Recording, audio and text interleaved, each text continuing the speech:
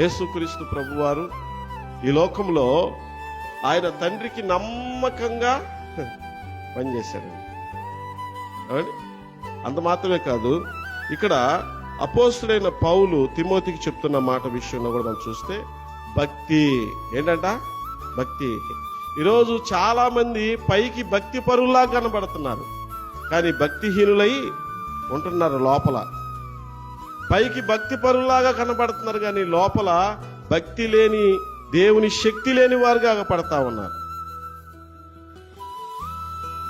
ఈరోజు దైవభీతి దైవభక్తి ఉంటే ఏమండి, దేవుని పని విషయములో ఐక్యతగా ఉంటారు, ఏకంగా ఉంటారు, కూడుకొని ఆయన పనిని ఘనంగా జరిగిస్తారండి.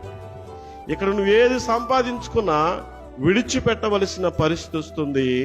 ఏమండి, దైవభక్తిని నువ్వు సంపాదించుకుంటే